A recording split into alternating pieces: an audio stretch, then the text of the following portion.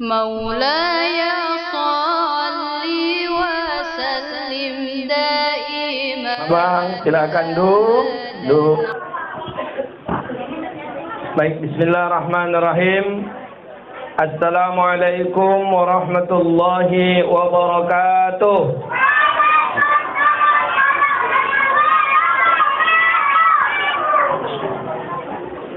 Hamdan wa syukran lillah. Wassalatu wassalamu ala rasulillah. Halo, Ustaz ceramah nanti tidak boleh tidak boleh ceri, tidak boleh bercakap ca, tidak boleh bernapas na.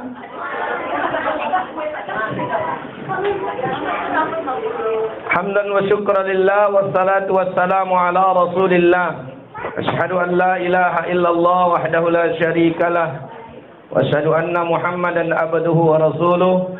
Allahumma salli ala Muhammad wa ala ali Muhammad. Qala Allah Ta'ala fi kitabil karim.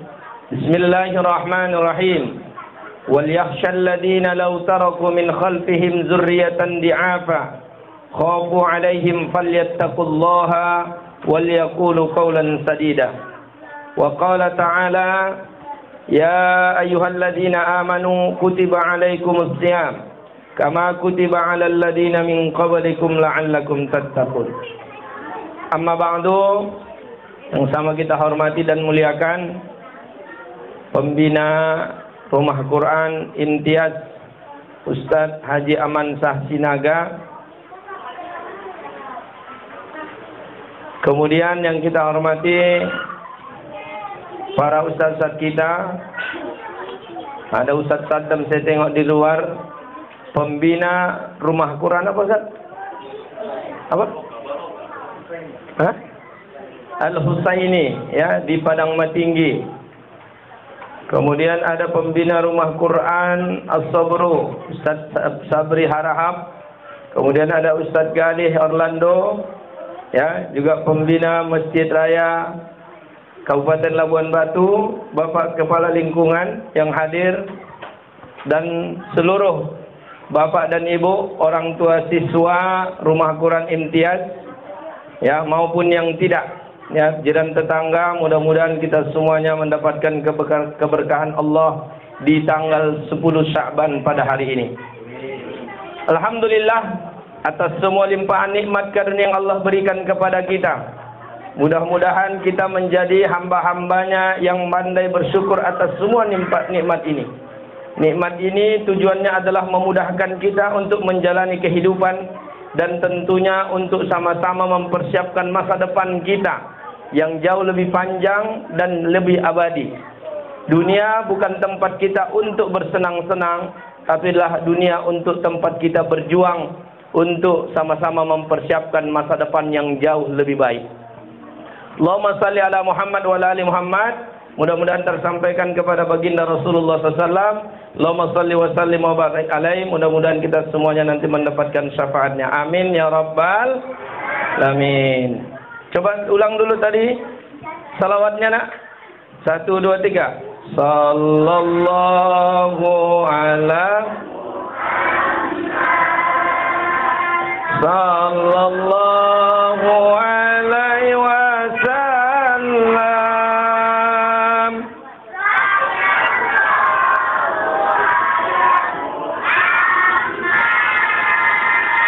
Sallallahu alaihi wasallam.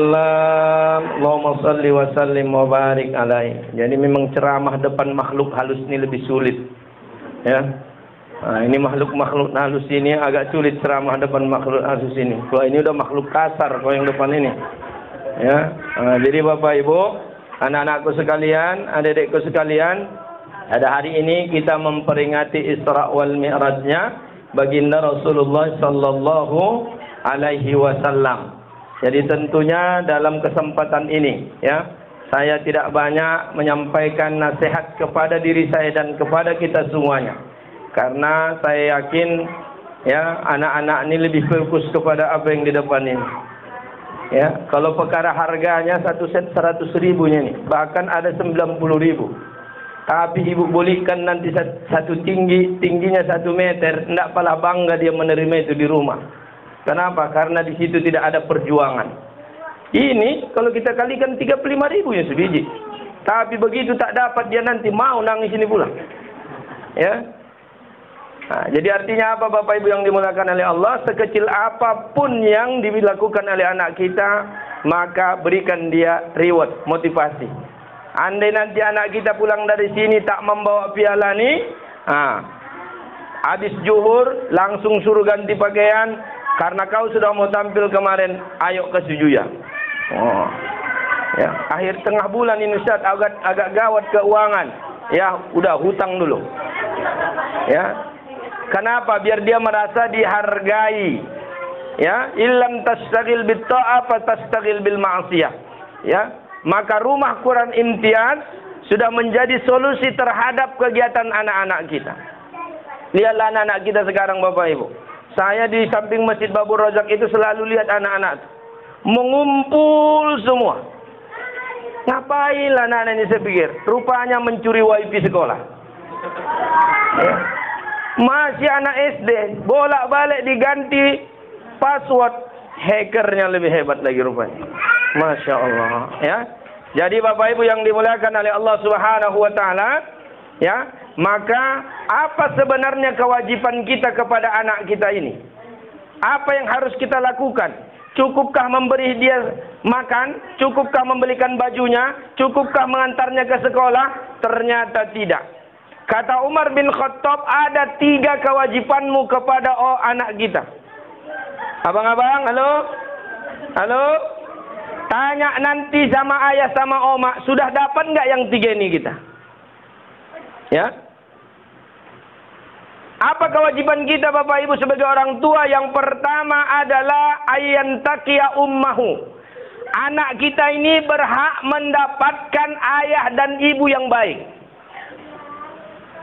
Negeri ini, bangsa ini bukan kekurangan orang pintar, bukan kekurangan orang cerdas, bukan kekurangan orang hebat, tapi kita kehilangan sosok-sosok yang layak dijadikan tauladan. Maka di rumah siapa yang diteladani anak kita? Kita sebagai ayah, kita sebagai ibu. Jadi kalau di rumah nyuruh apalagi tak sumbayang, awak harus sudah lebih siap. Ya. Anak saya 3 Bu, yang paling besar 2 SMP.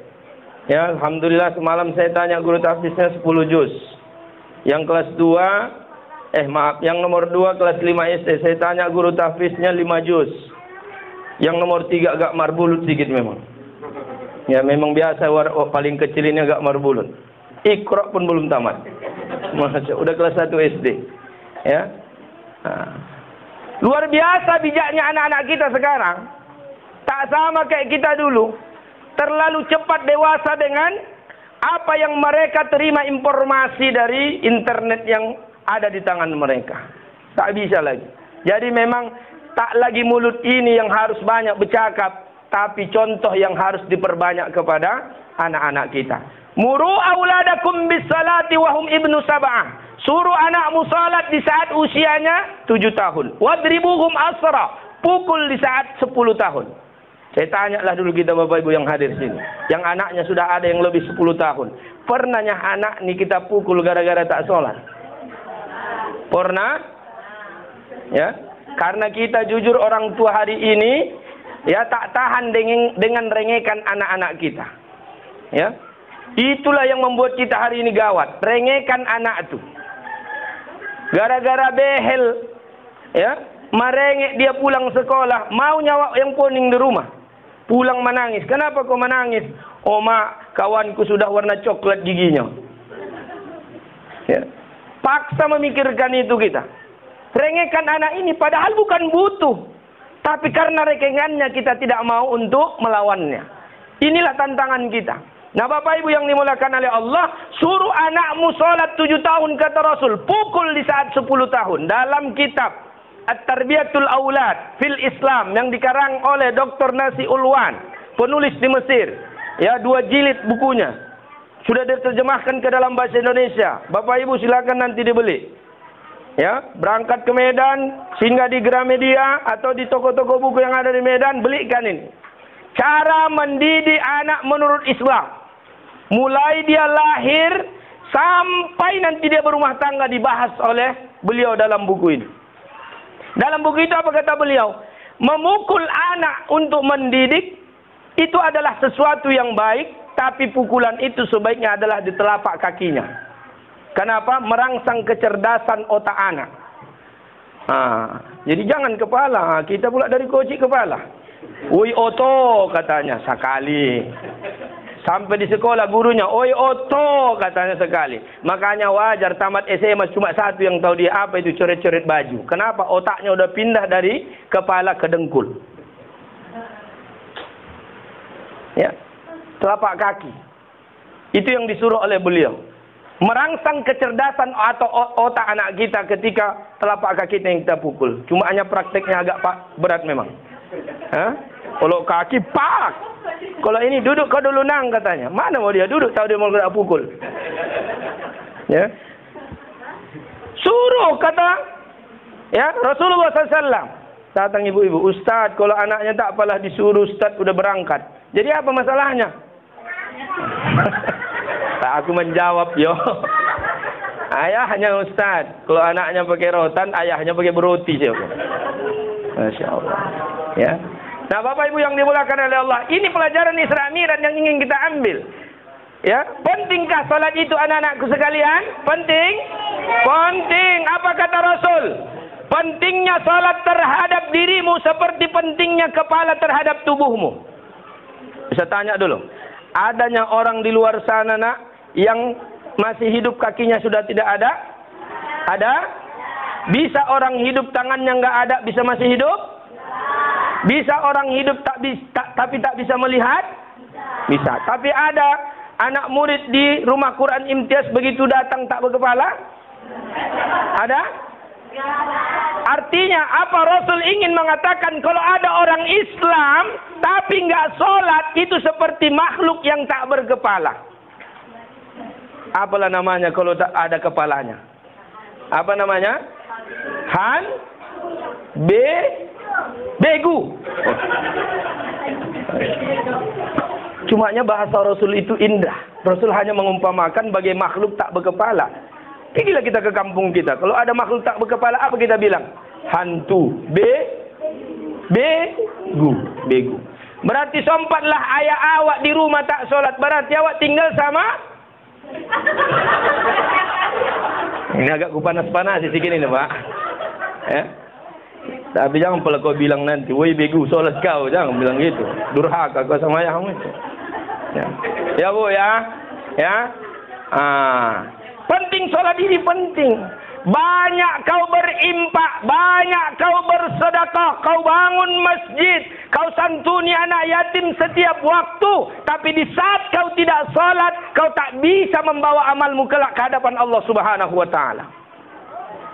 Allah akan bertanya, ya fulan, mana amalmu? Di sana ya Allah. Bawa kemari kata Allah. Tidak ada kendaraan membawanya. Gimana mau ditimbang? Datang dia ke Ram. Pak, sawitku banyak sana. Kayaknya ada 10 ton. Bawa kemari kata orang Ram.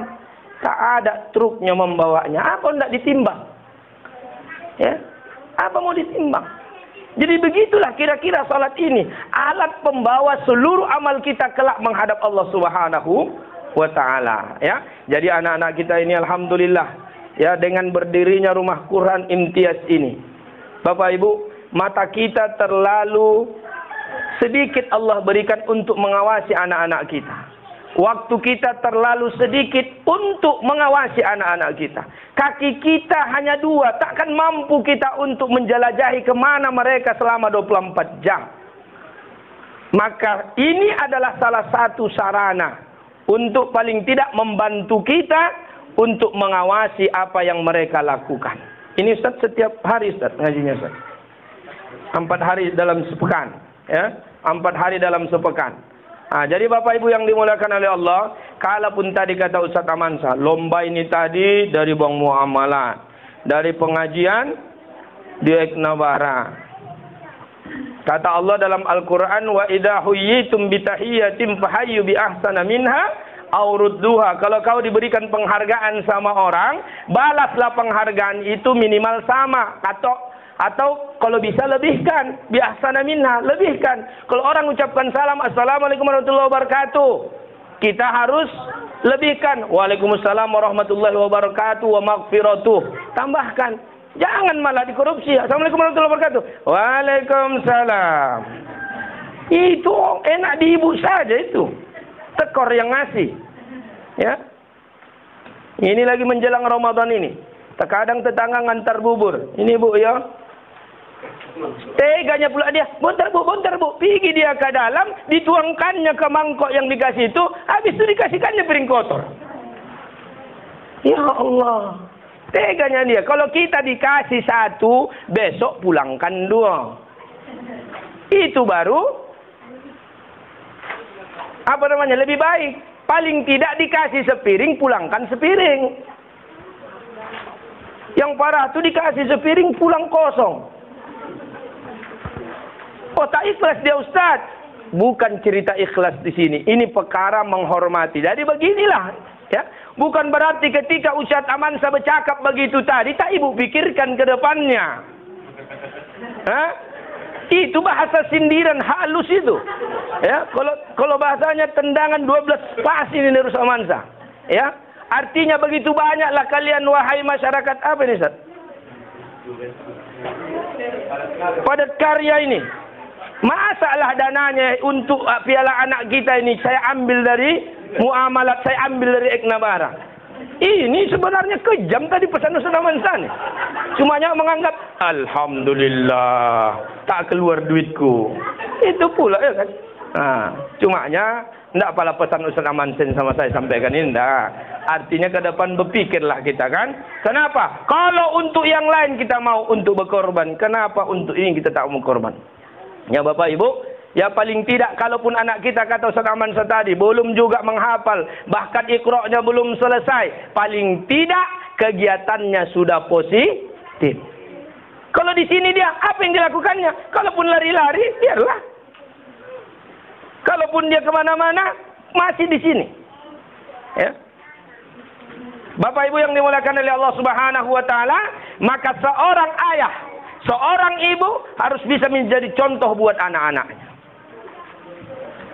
Harus bisa mencontoh. Ini hak anak kita pertama Bapak Ibu. Yang kedua, apa hak anak kita? Ayyuhsina ismahu, berikan dia nama yang bagus. Alhamdulillah sekarang dengan media yang kita punya, dengan banyaknya ustadz, ya kalau bahasa saya tak masuk akal orang tua tak bisa memberi nama anak yang bagus lagi sekarang. Kalau dulu orang tua kita wajar tak bisa ngasih nama bagus. Kenapa? Karena ustadz payah. Ya, Profesor Dr. Google belum lahir. Payah tempat bertanya. Sekarang udah gampang. Ustadz dah banyak. Anda pun tak mau nanya Ustadz Amansa, tinggal cakap. Google, nama anak yang bagus. Dikasihnya terus semua, tinggal memilih. Ya kan? Kalau orang tua kita dulu pula, apa yang terjadi lah, namanya tak ada ilmu.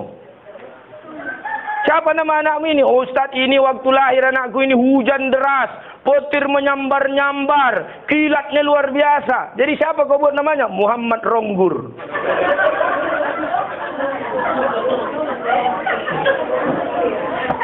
Di kampung Sabri banyak ini. Ya. Siapa namanya? Ronggur. Oh Tuhan. Ya, sampai di kampung saya itu ada namanya Porkas. Porkas ini zaman awak kau siapa? Judi kan bang.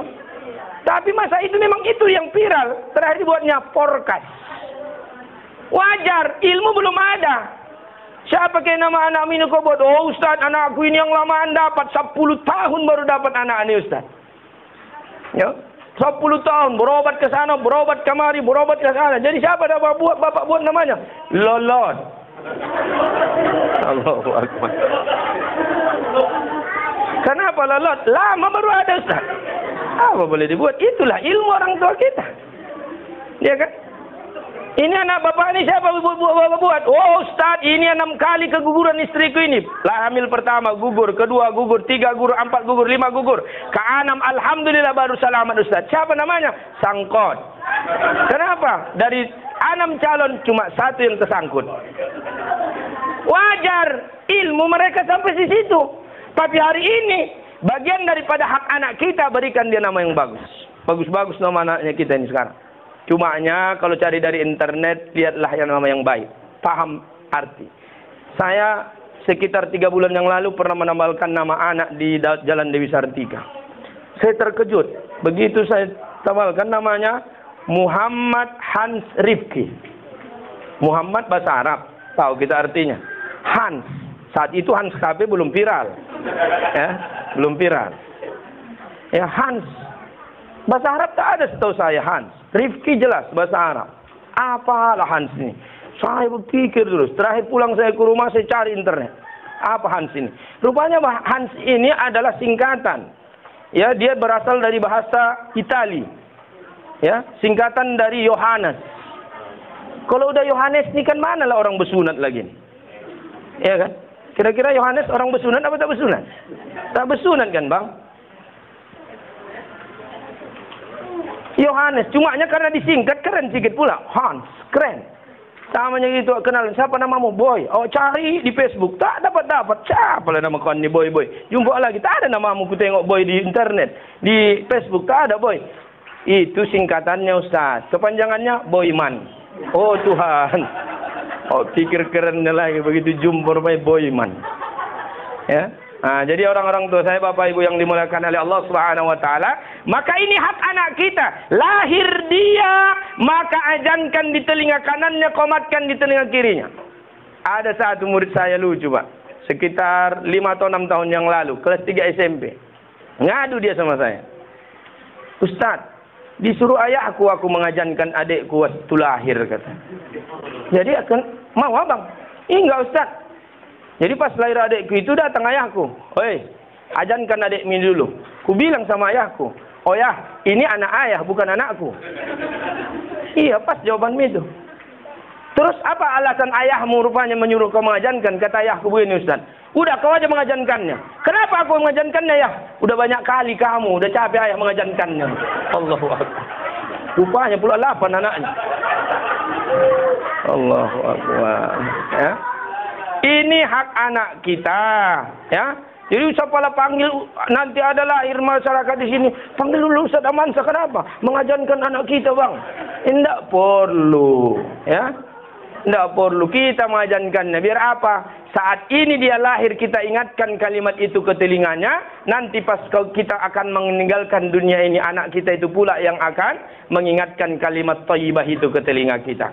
Ya. Kemudian apa lagi? Ya, hak anak kita itu adalah tuzbah yauma sabiuhu, sembeli akikahnya. Banyak orang sekarang katakan, berat Ustaz. Jangankan mau beli apa kambing payahnya minta ampun. Minyak goreng pun payah dapat. Berat akikah nih. Berapa kambing dirantai ini sekarang? 2 juta. Oh, itu udah besar itu, gendut, berotot.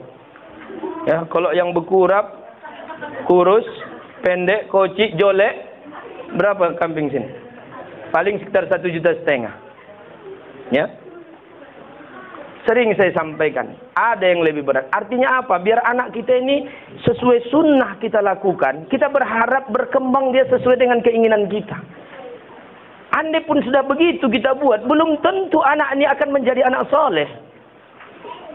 Sunnah-sunnah itu disuruh Rasul. Biar apa? Biar anak ini berkembang dan besar, tumbuh dewasa menjadi anak-anak yang taat baik kepada Allah maupun kepada kita sebagai orang tuanya. Berat Ustaz, mahal. Saya katakan, demi Allah, ada yang jauh lebih berat lagi. Apa itu? Di saat kau punya harta, di saat banyak duitmu, tapi tak ada anak yang mau kau akikahkan. Itu jauh lebih berat.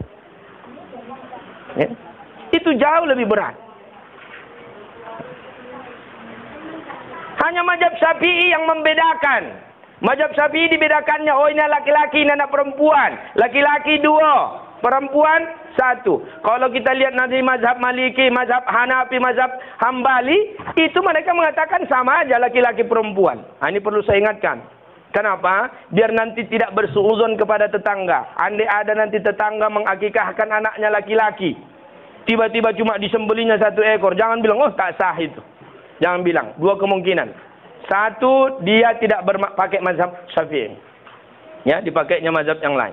Tapi saya lebih cenderung kepada Yang kedua, apa itu? Dia pakai mazhab Polit. Ya. Nah, karena kalau ditanya mazhab pun tak paham dia. Kenapa satu ekor kau sembelih? Ah, itulah suka akulah katanya. Apa lagi? Memang mazhab Polit pula pakainya. Mau pakai dalil apapun kita buat tak mampan itu lagi. Jadi biarkanlah begitu. Nah, jadi Bapak Ibu yang dimuliakan oleh Allah Subhanahu wa taala, layakkah anak Bapak Ibu ini dihargai 2 ekor kambing? Kita buatlah 1,5 juta, 3 juta berarti layak ini? Enggak layak kan, Bu? Enggak layak. Pergi ke bidan melahirkan, itu hanya membantu mengeluarkan. Berapa bayar, Bu? Enggak ada yang jawab, Pak. Berarti ini bidannya suami semua ya. Suami masing-masing ya. Berapa, Bu? 1,5 juta ke 2 juta kan? Itu hanya membantu. Udah, 1,5 juta. Tak jadi anak tuh, harus dibersihkan rahim ibunya. Ya, hanya menyapu-nyapu di dalam 4 juta. Hanya membersihkan halaman rumah, Ustaz. 4 juta membayar. Tak bisa melahirkan normal, pergi ke rumah sakit. Bola, buka, keluarkan, tutup 10 juta. Coba. Hanya membola, membuka, habis itu dikeluarkannya barang itu, ditutupnya balik 10 juta. Maka tidak layak ini kita hargai dengan 2 ekor kambing. Maka ini hanya simbol, ya. Hanya simbol bahwa kita bersyukur atas nikmat anak yang Allah berikan. Yang Allah berikan. Kenapa ini? Karena sering di masyarakat kita sekarang adat dikerjakan, syariat tak dikerjakan. Diundang awak, acara apa? Mengayunkan. Akikah enggak? Indah. Mengayunkan itu besar itu modalnya, Bu. Ya. Acara malam akikah tak ada. Pagi sampai malam dibuat acara mengayunkan. Berapa habis? Inilah adat dikerjakan, syariat ditinggalkan. Maka jangan. Kalau ada kelebihannya, baru lanjutkan dengan acara adat. Tinggal lagi pula udah banyak yang ditanam kan, Bu. Kapan lagi ini hendak mengutip? Maka mohon maaf kepada kita semuanya, ya. Kita undangan ini jangan sampai menjadi beban buat kita. Nah, ini sekarang itu yang terjadi kan, Bapak Ibu. Terakhir begitu awak pesta tak datang, saudara awak itu memaki-maki awak. Enak aja lah kau, dulu kau pesta aku datang. Padahal boleh jadi dia sedang sekarat, dia sedang sakit keras, dia sedang menjaga ibunya yang sedang sakit di rumah sakit. Tapi malah kita maki-maki dia. Kenapa? Karena itulah harapan timbal balik tadi. Nah, Bapak Ibu yang dimuliakan oleh Allah Subhanahu wa taala, maka tak layak. Saya pernah nanya sama seorang dokter spesialis bayi tabung.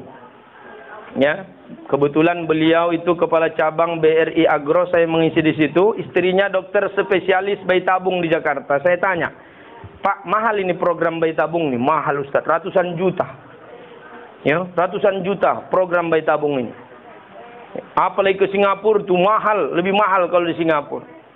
Jadi ini perlu sampaikan, jangan nanti gara-gara ada promo kemari, Bapak Ibu yang pengen punya anak ada program bayi tabung yang murah, 30 juta saja. Oh, semangat. Hati-hati, kalau ada yang murah bayi tabung, mungkin tabung gas dibuatnya, ya, makanya murah sedikit. Maka ini harus kita perhatikan. Cukupkah di situ? Belum. Ini yang menjadi yang ketiga. Apa itu? Ayyata'allamahul kitab. Dia berhak mendapatkan pendidikan. Bapak Ibu, seharusnya mulut kita yang mengajari alif bata sama anak-anak kita ini. Seharusnya kewajiban kita, Bapak, yang mengajari ABC kepada anak-anak kita ini. Tapi kita tak punya waktu. Kita tidak sempat. Atau mungkin kita tidak mampu. Makanya kita titipkan kepada siapa? Guru. Maka guru adalah orang yang telah berjasa besar kepada kita untuk menggugurkan kewajiban kita. Tapi herannya kita di negeri entah berantai ini sekarang, tak berharga guru itu. Hanya gara-gara hal sepele. Maka sering saya sampaikan, siapa yang manja kita ini sekarang? Ya, hanya gara-gara hak asasi manusia inilah nih. Semua hak asasi. Guru tak boleh menghukum murid. Gimana mungkin anak-anak ini tidak bisa berakhlak dan beradab kalau tak boleh dihukum? Saya yakin orang-orang tua saya, bapak ibu di sini masih seumuran dengan saya. Dari segi umur, kalau dari segi wajah belum tentu. Ya. Kalau dari segi wajah saya dengan Ustaz Amansyah berimbang. Dari segi umur saya jauh di atas beliau. Ya. Kalau dari segi umur saya dengan Ustaz Saddam itu jauh di bawah saya. Dari segi wajah bisalah bapak ibu bandingkan. Ya, beliau itu tua-tua karena terjemur itu. Ya, bukan para ini. Nah, jadi uban itu bukan karena tuanya beliau enggak, ya, karena sering berjemur di batu bara. Bapak Ibu yang dimuliakan oleh Allah Subhanahu wa taala, maka anak ya seharusnya kita mengajari, guru adalah perwakilan kita untuk menggugurkan kewajiban kita. Tapi herannya kita sekarang, beraninya pula kita menuntut guru anak kita itu. Hanya gara harus sepele, pulang menangis, ditanya, "Kenapa kau nak dijewer guruku tadi ya?" Coba tengok ada bekasnya enggak? Oh ada, ayo, 8 juta ini, 8 juta. Ya Allah. Yang manja anak apa kita? Saya katakan, bukan anak yang manja, kita yang manja sebagai orang tua hari ini. Kita dulu waktu sekolah, pernah kita berani ngadu kepada orang tua kita? Tidak pernah. Sedahsyatnya dihukum guru kita di sekolah, mulut kita terkunci. Kita berbohong demi untuk tidak dapat tambahan. Karena kita yakin tak akan pernah dibela. Prinsip orang tua kita, kau dihukum pasti karena kau salah. Guru menghukummu tak mungkin karena kau tidak salah. Ini baru lagi mengantar anaknya mondok sekolah, udah dikasihnya warning. Ustaz, anakku ini yang baik di rumah ini. Nggak lasa Ustaz, nggak kemana-mana. Jangankan kupukul Ustaz, kupegang pun jarang anakku ini. Apa leposannya sama awak? Ustaz, aku saja ayah omaknya, ndak pernah kupukul anakku ini. Apalagi kau, jangan coba-coba. Kan itu pesannya sama kita. Kalau tadi kepalanya sudah pula pocah, hidungnya terbalik, lubangnya ke atas, wajar kita marah. Kita masih rasakan role itu ya, Bu? Hah? Masih rasakan. Dor bolak-balik ngutip apa? Mengumpul duit di kelas. Kenapa? Tiap minggu patah roll. Penghapus tuh, penghapus dulu dari roti kan, Bu? Bukan kayak sekarang kaleng-kaleng. Dari roti. Dilemparkan guru itu dari depan. Pak. Jendol jidat Ustadz itu dulu. Setolor besar. Sakit, nangis. Tapi bagaimana kita menutupinya? Sebelum pulang paksa pergi ke kantin. Ya minta air hangat untuk mengkompres telur yang apa ini biar agak apa sedikit. Ya. Ternyata orang tua memperhatikan kita. Karena dulu orang tua kita itu apa? 2 waktu yang selalu, minimal 1 waktu yang selalu dijaganya kita bersama mereka. Apa itu? Makan malam. Sekarang mohon maaf, rumah kita kayak rumah makan ajung. Siapa duluan makan. Hah? Begitu awak pulang tengok, kepala pun tak ada lagi. Kalau dulu orang tua kita kan, Bu, pulang kita maghrib, lapar mak, tunggu habis isayahmu pulang baru makan. Dan di saat duduk makan bersama itulah kita diberi nasihat sama orang tua kita. Awak pun tak lagi karena ada pula telur menjondol, tunduk-tunduklah pura-pura. Tahu juga orang tua kita, panggilnya, kenapa itu jidatmu itu? Nggak ada ya. Itu aku tengok bongkak. Nggak, tadi terjatuh pas jalan. Jujur kau, jujur. Kenapa itu? Dilempar guru tadi ya. Kenapa dilempar? Karena pas dia mengajar ribut aku. Oh, datanglah terus saya awak. Panggilnya dia, sini kau dulu. Apa itu ya? Ambilkan indalu ke dapur dulu. Kata. Apa bahasa indalu ini, Ustaz? Tumbuk sayur itu, Bu. Ya? Palu itu.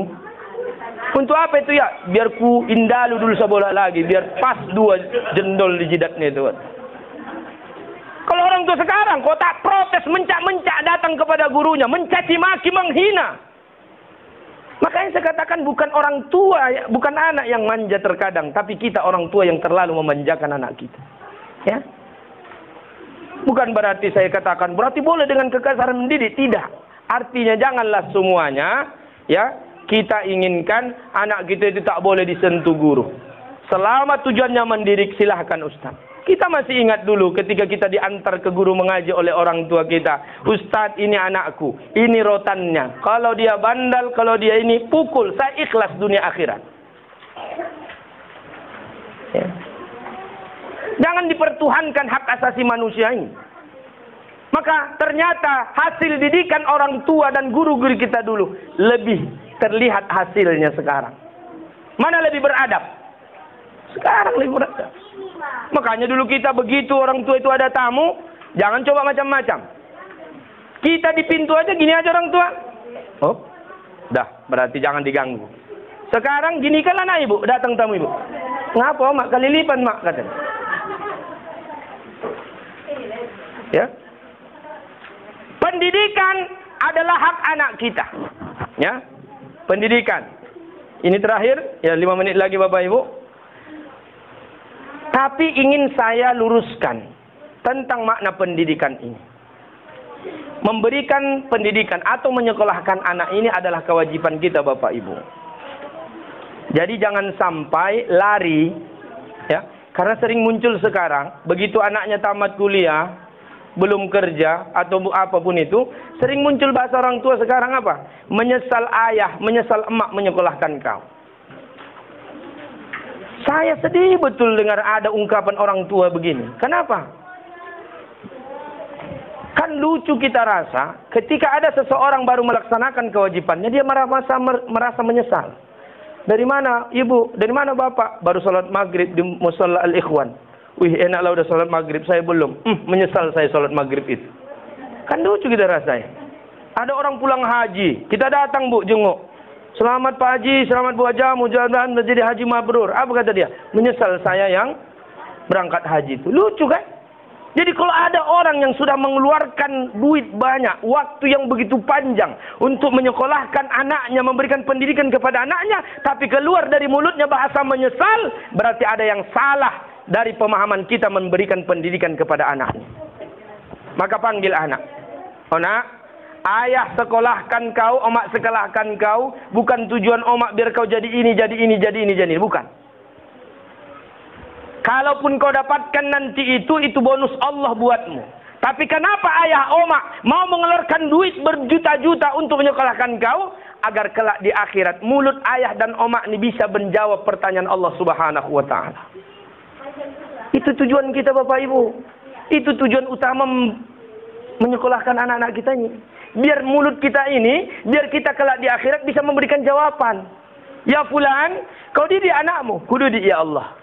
Tapi aku tak mendidiknya secara langsung. Aku tak mampu, tak sanggup, tak ada waktu. Terlalu banyak ya pekerjaan yang harus saya selesaikan, yang harus saya kerjakan untuk mencari nafkah buat anak istri. Maka saya titipkan kepada guru dia. Saya bayari uang sekolahnya. Saya bayari apa yang menjadi kebutuhannya. Selama berapa lama kau didik dia? Sekian tahun ya Allah. Itu Bu, Bapak.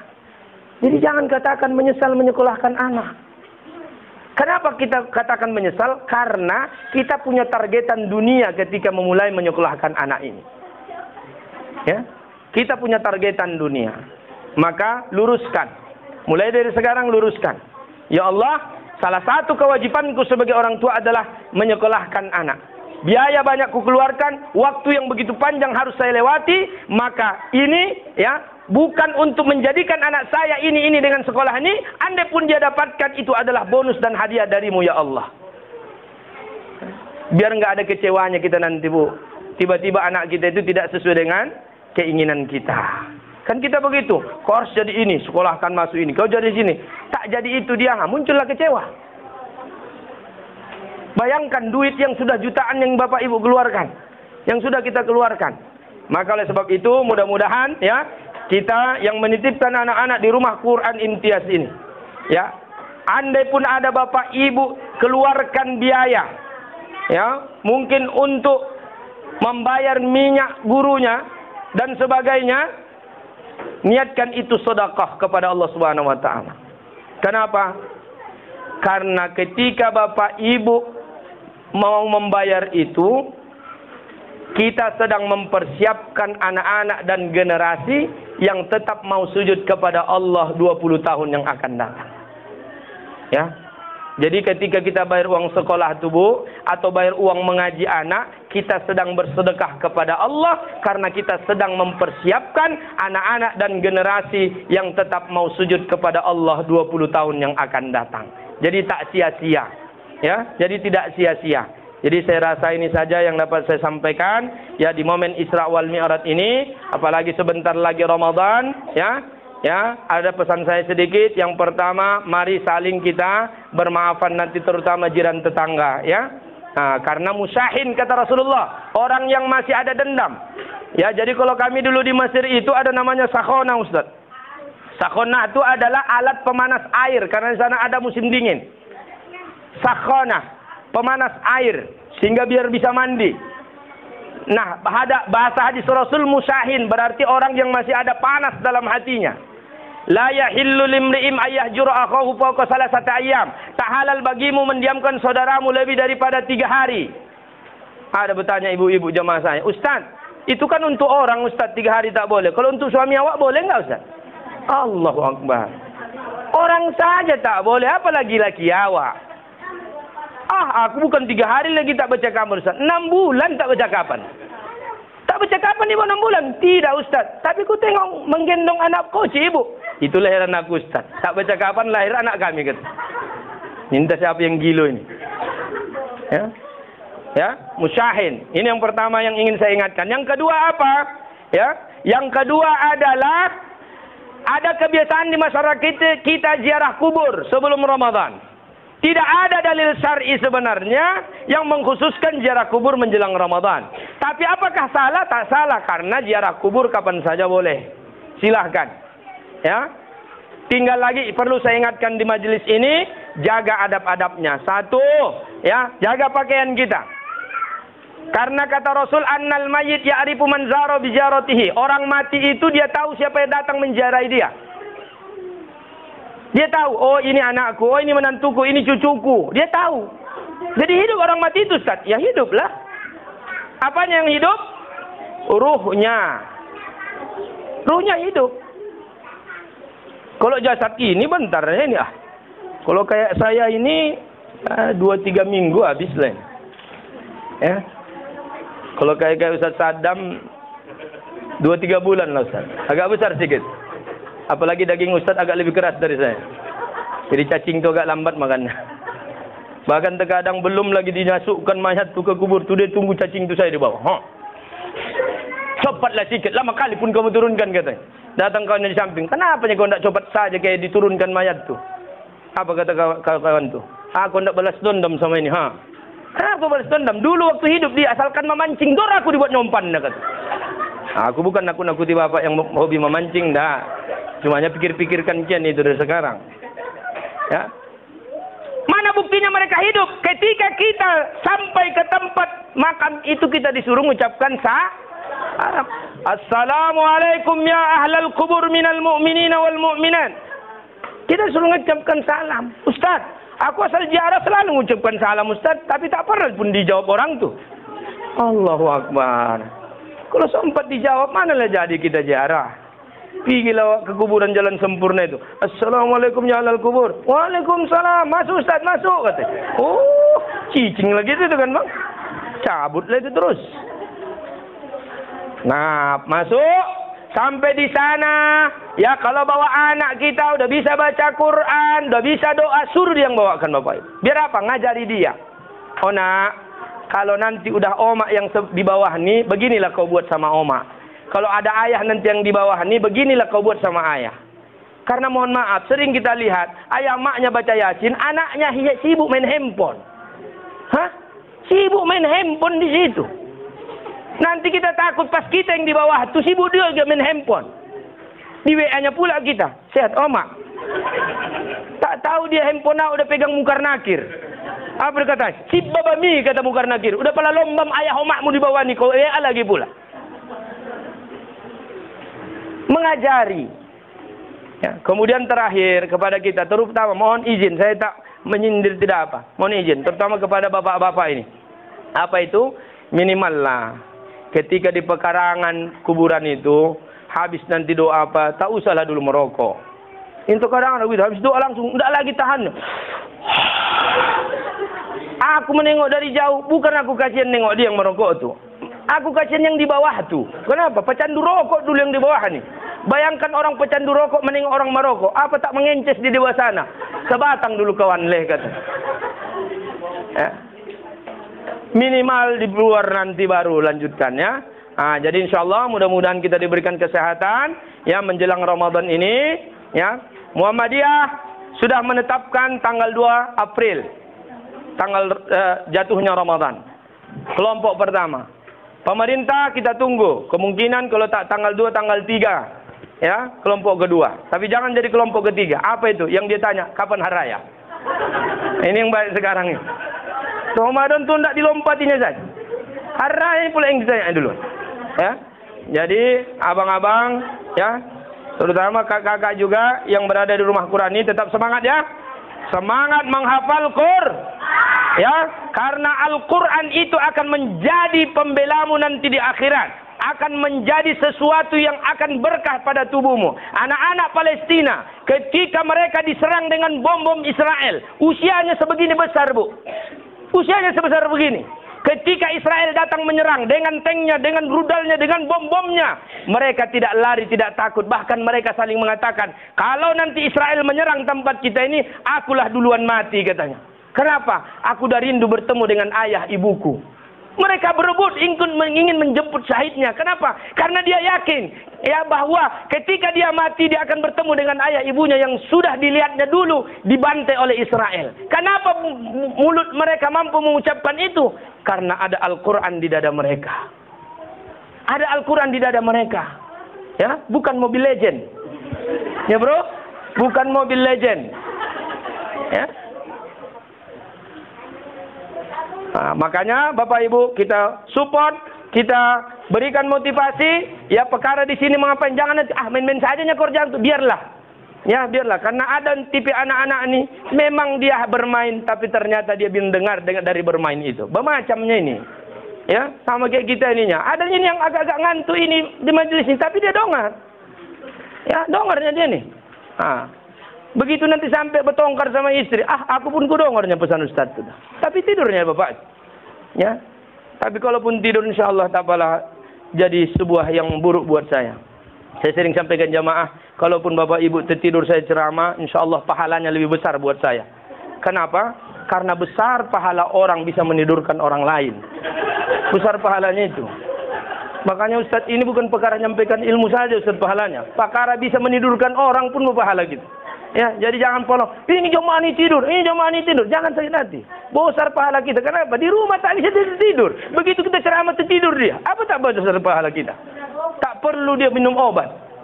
Ya, jadi Bapak Ibu demikian yang dapat saya sampaikan. Anak-anakku sekalian, tetap semangat. Hormati gurumu, hormati orang tua. Dan jangan lupa berdoa kepada Allah. Ya Allah, sehatkan ayahku, sehatkan omakku ya, dan sehatkan guru-guruku dan mudahkan aku dalam menghafal Al-Quran. Wabillahi taufiq wal hidayah. Wassalamualaikum warahmatullahi wabarakatuh.